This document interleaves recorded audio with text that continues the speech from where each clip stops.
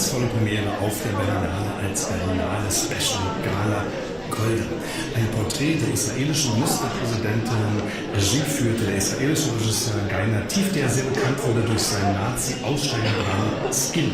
Jetzt erzählt er von Golda Meir in der Zeit des Yom Kippur-Krieges 1973, wie sie schwere strategische Entscheidungen fällen muss, aber auch, wie sie später Rechenschaft ablegen muss, denn dieser Krieg hat ja sehr viele Opfer gefordert. Diese berühmte Frau wurde ja schon gespielt von Anne Bancroft oder auch von Ingrid Bergman. Diesmal sehen wir in der Hauptrolle kaum wieder zu erkennen Helen Mirren, die Preisträgerin des Ehrenbären 2020 als Golda. Mr. Secretary. Not open a humanitarian corridor to Golda. We'll send them water when we've got our prisoners back. And Sadat agrees to direct talks with Israel, not the Zionist entity, Israel. That would be tantamount to recognition. Yes. The Arab world would turn against it. If he doesn't, I will order my planes to attack. All those men will come. All of them. President from now may be handed to Israel. Focus is mine. You mean a madman bent on the destruction of Israel? The Russians are on high. They are preparing 11 airborne defections to Israel. When I was a child in Ukraine at Christmas time, my father would Ward above the windows of our house to protect protect us from Cossacks who would get drunk and attack Jews. They would beat Jews to death in the street for fun. My father would hide us in the cellar. And we'd stay silent, hoping the killers would pass us by. My father's face, Henry.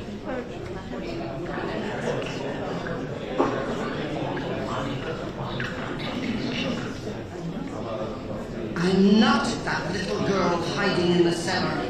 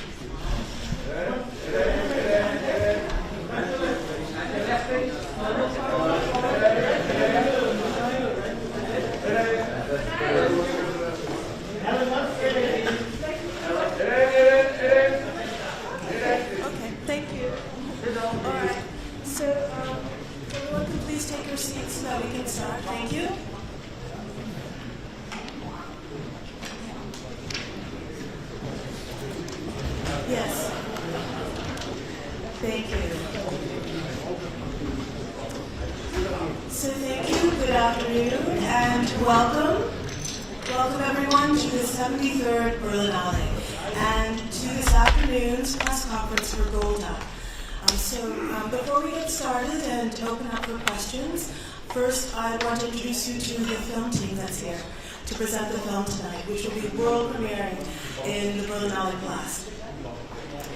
So first, I'm introducing the screenwriter and producer, Nicholas Martin.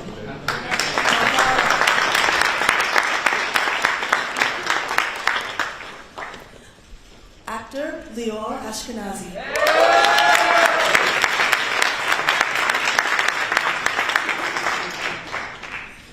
Academy Award-winning actress, Helen Mirren.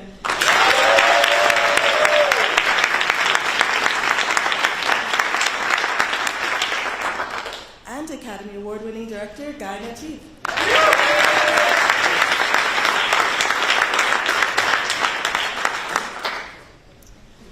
So we're going to open it up to some questions.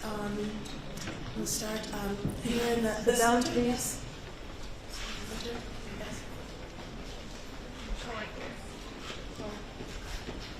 Hi, I'm working for the French news agency AFP. Could you tell us what were your factual sources for the story? Did you work with the autobiography of Golda Meir, or did you do a lot of research about what were the decisions? That's a beautiful question for Nick over there. I mean, there's been a tremendous amount has been written about Golda. I think there may be 100 biographies, and I started with them. But the story that we ended up with is quite a new take on her leadership during the Yom Kippur War, and I think much of the story that we've told is really from some quite new documents that have been declassified in the last 15 or 20 years. So it was, you know, I ended up with my Golda library. It got to piled up on the floor. It got to my knee, and then it got to my waist, and then when you get on to Henry Kissinger, that man really writes a lot, and he has a lot to say. And just the Henry Kissinger chunk is sort of from about my knee up to my thigh, and so it was really trying to find a story within this mass of information, and then condensing it down into the essence of what Golda did during those fateful 2 weeks, and really to try and capture. I felt that was the story I wanted to tell. That's the story we told, because it was the story that really captures who she was, her toughness and indefatigability.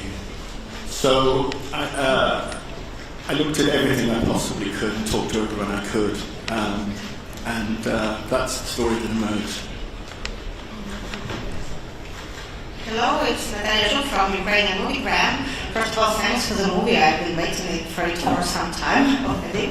I've got two questions. One, maybe for the whole team. It's about the toughness and the situation when no matter which decision you make, there would be a lot of people who would be unhappy with the decision. And what do you think? I think maybe it's more for Helen. How did you find the strength in your character somehow, and how did you answer this question to yourself? Where did she take the strength to persevere her way and not to be distracted by all their side effects, which are also very serious? And the second very short one about the smoke. A lot of smoke in the movie, is it like more a metaphor, or she was just a very avid smoker and that's it?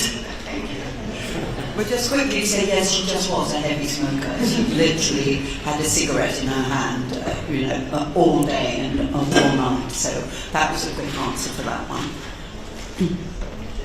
Guy, do you want to deal with the other? Oops, this is one? Okay.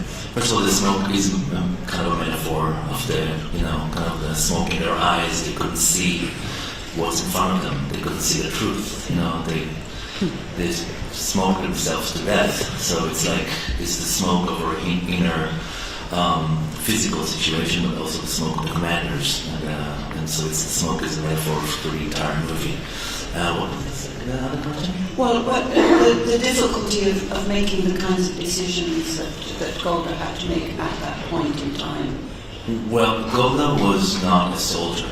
She was more of a stateswoman, and she relied on the commanders around her. The problem is that the commander around her lost their shit in a way. So the entire war, she didn't know what to do. One told her like 50,000 soldiers, the other one like 20,000. So she was trying to make decisions and control the situation and calm everyone down. So I think it was a very challenging situation for her, and she was also. She didn't want to be the prime minister because she was like, they told her just go. She said, it's not something I want to do, and she found herself in this junction. It was very complicated for her, but she managed to somehow, balance it. Hi, my name is Anna from ZDF. Hi, first off, congratulations on portraying yet another very strong female in a historic power position. David Mirren, congratulations for that. Thank you for the movie. And my question to you is, Golda Meir was probably a very complex character to play, I imagine. She was loved by many, she was hated by many, and despised by maybe some. So what fascinated you most about her, and also kind of hinting on the question that started, what was maybe most tricky about her playing her character? And then to all of you, we heard it prior, of course, Golda Meir was portrayed by Anne Bancroft and Ingrid Bergman in the past. Very different movies, indeed, but yet, did you ever reference them? That's the question. She was an incredible person to enter into and to experience from within, if you like, which is, obviously what we have to do. I came away from it with the deepest of admiration for her and indeed kind of a love for her. She was extraordinarily brave, and with a commitment to Israel that was total. And in a weird way, it's a bit like playing Elizabeth I of England, in the sense of, not because she had regality or anything, but her utter commitment to her country and to her nation. The absolute total dedication of her life to that was, and she achieved it with such, without being a sort of power mad, sort of dictatorial type character at all. She was very maternal. She was very sort of, she loved. She was something, and this is something I have in common with her, which she absolutely loved kitchen equipment, the latest like mixer or I actually have that in common with her. I'm always buying the latest kitchen equipment. So she had that wonderful domestic side to her. At her happiest, she was on the kibbutz looking after the chickens. She always said that's really, but life took her in a different direction. And because of her love of Israel and her dedication to Israel, she took that path and went on it. So it was an amazing character to inhabit. And just to reference the earlier question, of course I did watch some of Anne Bancroft playing Gold, and especially Ingrid Bergman, who was quite wonderful. But then from that point on, you make it your own. And we were very specifically dealing with, it's not a biopic, it's not her whole life. It's just this little section of her life when she was most challenged. And I thought that was a marvelous Guy's idea, just to take that section and really concentrate on that. And yes, I read a lot of books, obviously watched a lot of video, but I always find playing these characters, I like to look at their life up to the age of 20. It's really how they were as children and how they were created as children. And it's very interesting, and I love the fact Guy references that in this film, and as we just saw about her talking about growing up in Ukraine and what she experienced, and those experiences are the ones that form me, I believe. And continue a little bit what Helen said. My inspiration was Das Blut, in a way that she's in the trenches. She's in one location, she cannot leave. She's very alone in this mayhem, war around these men, but I wanted to keep it and to emphasize the sound rather than going out to the war and see all the horror. So for me, that was the DNA from the beginning.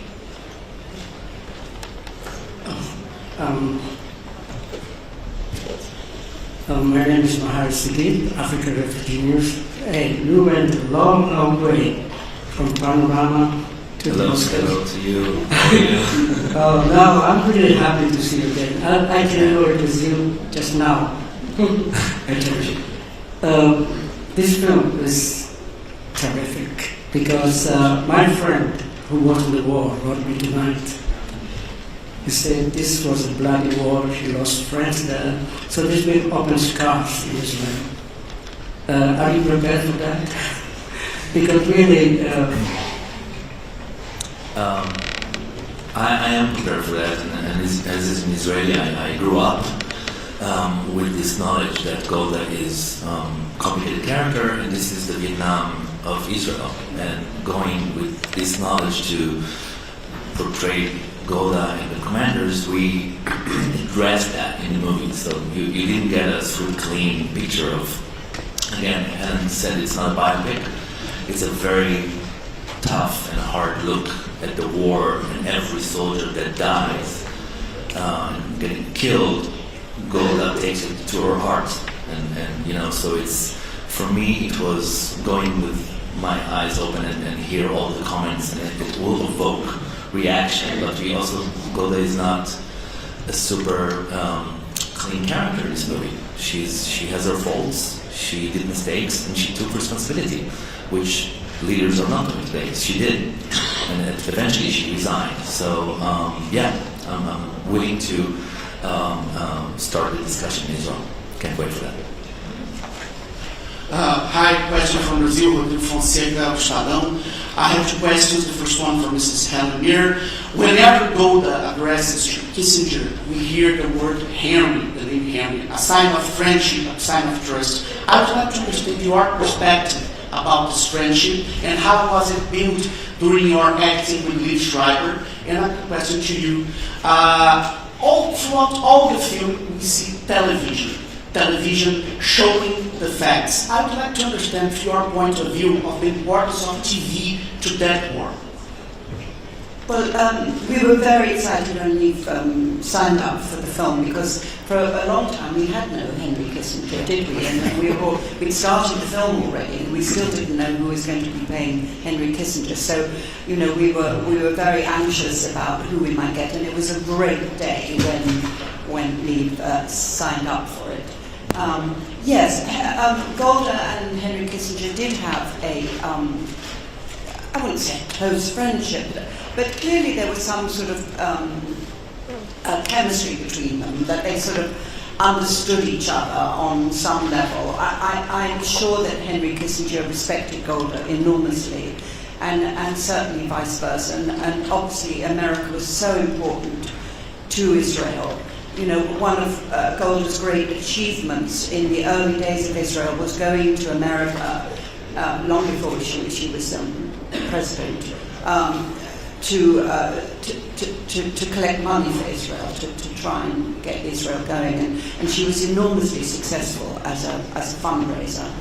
And so she had this relation. Obviously she was American anyway, you know, actually. So yes, they did have, I think, a very, very good relationship. I mean, it was challenging because they were both pragmatic and you know, people fighting for their own point of view. You know, it wasn't plain sailing, far from it. Can you repeat? Can you repeat the second part of your question again? TV.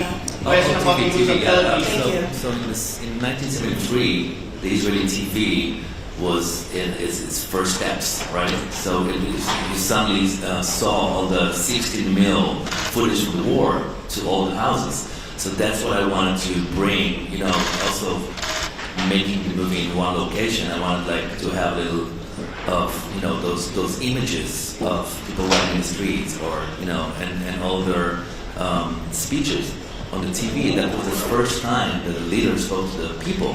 It didn't happen before, so it was important for me to show that the Israeli TV is broadcasting these monumental moments. Yeah.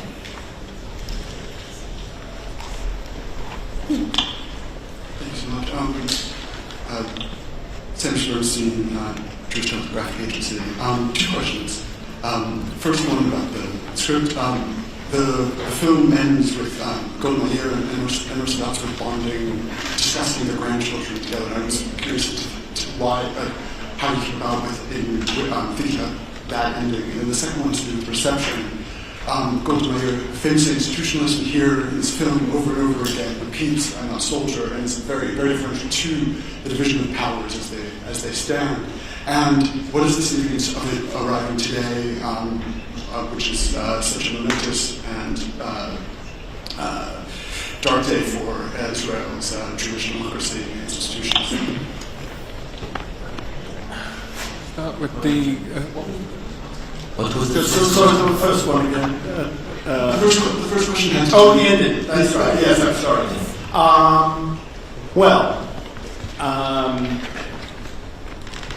It's a film about a war, but all Golda wanted was peace. If we're going to get peace, very often we have to fight the war first of all, and we're unfortunately seeing that right now. I think that she had a very friendly feeling with Sadat at the end, and that comes through in that clip. And I think she just, the crowning achievement of her life was really that through this war, through her actions, Israel and Egypt made peace. That peace stands today. Egypt and Israel cooperate a great deal, often in secret, on all sorts of security matters, and that border is secure and reasonably peaceful. And that, I think, is her crowning achievement. So I think that my gut feeling I remember seeing that footage. I was 10 years old in 1973, and I can remember that footage on the TV and seeing her. And it just seemed to me that this is the perfect ending for a film which is really kind of an anti-war film. But that's all Golda wanted, was safety for her children and for her grandchildren. And she achieved a great deal. I work for the program Shalom on Deutschlandfunk, among others, and I wanted to ask Guy, first of all, when you were a child, you learned that Golda Meir was a hero. Later on, you discovered that she's the one behind the 2,569 dead soldiers. Did your view of Golda Meir change through the film, through doing this film, and in which way? And the second question is the pogrom, which she did actually experience a pogrom when she was 4 years old, but she experienced the way their family was protecting their house. Her sister Shaina got a knife and so on and so forth. Maybe Nicholas Martin can say something in which way this pogrom has influenced her decisions also in the war, which we see here, her mistrust, and Israel should be above everything and very strong, and in which way this also hindered her to accept a peace offer in 1971, maybe who would not have all this war.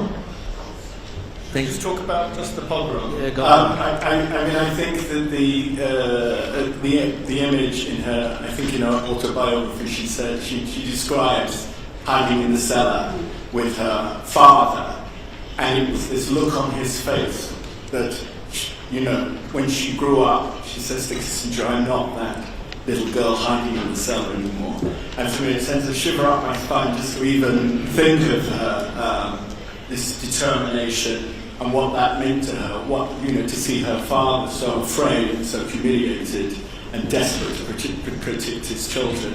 And I think that this feeling she carried throughout her life. And therefore the need for Israel to exist. And that was, to me, that was her driving energy and force and spirit, was the understanding that Israel must exist. There must be somewhere for the Jewish people to be safe. And rather than a sort of personal thing in herself and her family, it was for the people to have somewhere. So I felt that was incredibly important. And she said that the look on her father's face. Okay, so for me, she was a myth. She was like the Iron Lady of Israel. And then she became a 50 shekel bill icon, And then after that, I didn't know anything about her rather than all the official war stories, right? Until 10 years ago. And then the secret came out and all the, stuff from the war room. And then I discovered her, that she was sick and she fought through the war and all the anecdotes that I didn't know about her, and that what kept us wanting to tell the story. Because she was flesh and blood something. She was human, and I don't think that Israelis have this vision of Golda, who she really was. And I think this movie will kind of open, because people didn't know she was sick, she was hiding it. And this handkerchief operation that sneaked her into the hospital, through the dead. It's just stuff that I didn't know and fascinated me, and she became a real powerful woman to me. I think also what I didn't understand, or I didn't realize until we made the film, what was the impact of the loss of this generation of young men on Israel, because there were so few young men in Israel. It was a very young country, and it hadn't really dawned on me until we made the film. It was the loss of a generation for Israel. It was a small country with not a lot of young people, so to give such a huge, comparatively huge number over to a war and to lose them in this war was just absolutely traumatizing for this little country. And Golda took the weight of that on her shoulders, unfairly actually, as it turned out. And she never complained, and she never put the blame on anyone else. But actually, and she was vilified, wasn't she, Guy, yeah, in Israel after the war? Absolutely vilified. And it actually wasn't ultimately her fault. I mean, it was in the sense that she was the one in charge. So, of course, the buck stops here, so to speak. But, she never tried to put the blame on anyone else. She squarely faced it, which was another element of her courage and her character. Hello, Helen Marlowe from the Australian newspaper. Hi, Helen. Hi. You, I believe, gave a speech about the Queen at the BAFTAs yesterday. She lived a lot longer, amazingly. Could you compare the two roles? In a way, you had a very self-contained face.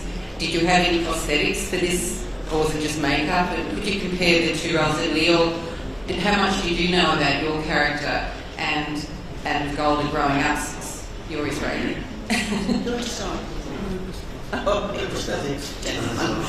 Yes, I did have makeup, obviously, a lot of makeup. 4 hours a week. Yes, 4 hours every day. Every single day, and taking them off. Yeah. An incredible makeup team, incidentally, 2 young girls who were just wonderful. And also costume, incredibly important. So those elements, whatever character you're playing, the costume and the makeup is very, very important. It's part of the creation of the story, really. So very, very important. A great tool to enter into the character. And it always sort of rather surprised me at the end of the day when I took it all off and that was me again. Because I got so used to being, looking in the mirror and being that person. I actually didn't see you for 35 days. I saw Golda. I think it's the first time I see you as well. It's the first time. Yes, because I arrived before you guys and I left after you guys. That's true. Yes. So yes, incredibly important, and you're in the hands of artisans and craftspeople who are brilliant at their own, in their own field. And our makeup people were fantastic. Karen, the head of makeup is. Here? I don't know if she's here, but which is a shame. She can tell you more about it. But she's with us, isn't she? Yeah. Yes. Just compared to the Queen's self-contained kind of visual? I don't think Golda was really like the Queen. No, as I said, Earlier, if there was an equivalence, it would have been probably Elizabeth I, in that sense of utter dedication. Of course, Elizabeth II had that as well, so I guess on that level. But no, I think Golda was a more emotionally expressive person, maybe, than Elizabeth II. She had the ability, which all leaders have got to have, of being contained within a public sphere. You can't be emotional all over the place. But I think she was very passionate. I think she was a very passionate person, but very practical as well, enormously practical. And compassionate. And compassionate, yes. Passionate, compassionate, and practical, yes. Leo?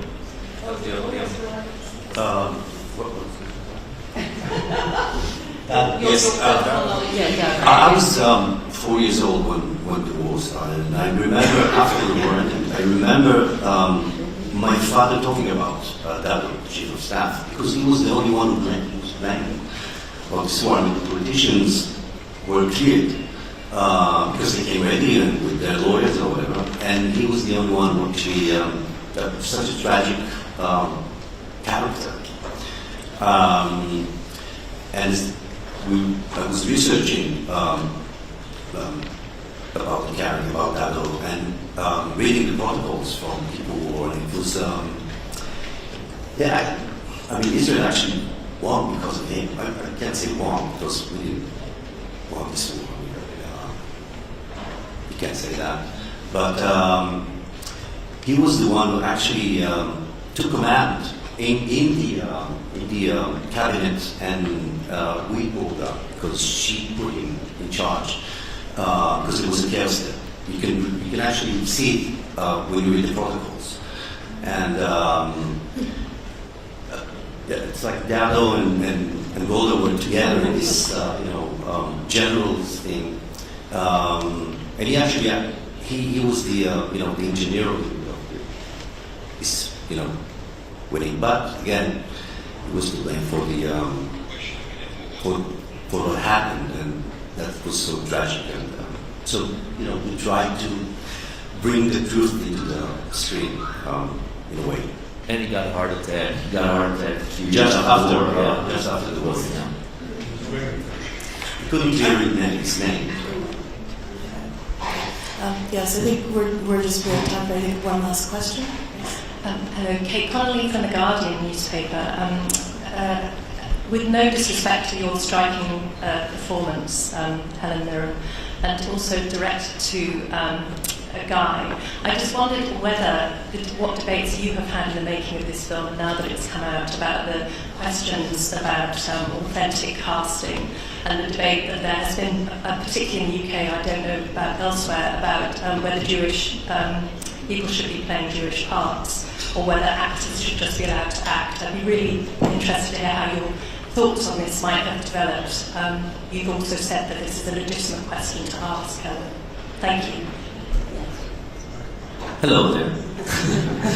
I can tell it from my point of view as director. When I met Helen in my house, I felt like I'm meeting a family member, like an aunt, so I felt that I'm meeting someone from like the Jewish person, because for me she's got the Jewish chops to portray Golda. We spoke about Golda for 4 hours. She totally got everything, every nook and cranny, everything in his character. And for me, other than the fact that I adore Helen, I think she's I think she's one of the best actors in the world. Okay, you can. I just found her very authentic to me. Now, one of the terms from the director's movie to surround her with Israeli cast, to bring Israeli editor, and to bring Israeli more people from Israel to make it more kind of like so I would feel that I'm making an Israeli movie, right? And that helped a lot to have Leo and all the team here. But I told you from my end, there's no doubt for me And that's why I was so surprised to see this reaction, because, and Helen said something very smart. She said, okay, so let's say only Jews can portray Jews, but what about Jews not portray Jews? Is this not allowed anymore? So it's like limiting us in such a way, and I think that Israeli and Jewish actors have no limitation of, and they have no problems to portray, around the world. You can see that Israeli actors or in international shows, and so for me as a Jewish Israeli director, I have no problem with that. Can I give my yeah, sure, please. Let's say tomorrow's a movie about Jesus Christ. Who's going to play him? A Jew or a non-Jew?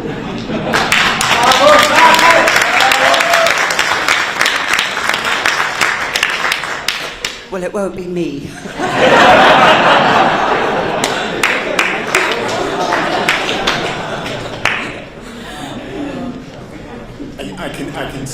I can tell you the two of Golda's grandsons are here in Berlin, and they've seen the movie. They're absolutely thrilled, and they're very, very thrilled that Helen played their grandmother, and I think that counts for a lot. Yeah, I spoke to Gidi, her grandson, who spoke to you, Nick, before we started, and he said, absolutely, it was my idea to have Helen, and then it was just a no-brainer. And before we close, Guy, any last things that you want to say about the film, about the experience of making this film? Wow, it was just, I'm so, it would sound cliche, but I'm so honored to tell this story with Helen and all the team, and Michael, our producer here, who did everything possible for this film to happen, and Nick, your brilliant script. I mean, it was something I would never forget, and thank you for all your generosity, Helen, you're just amazing. Thank you so much. Thank you. See you later. Thank you, everyone.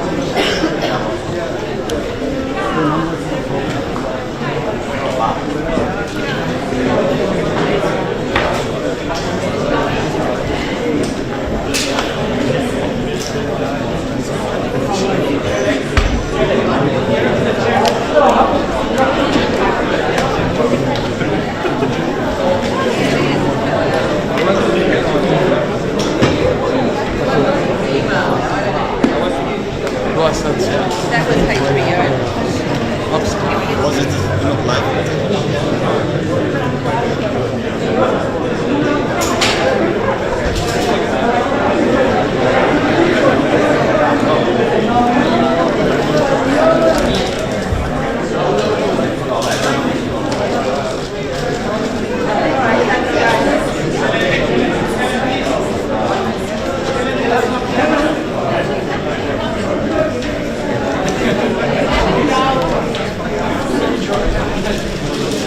Thank you.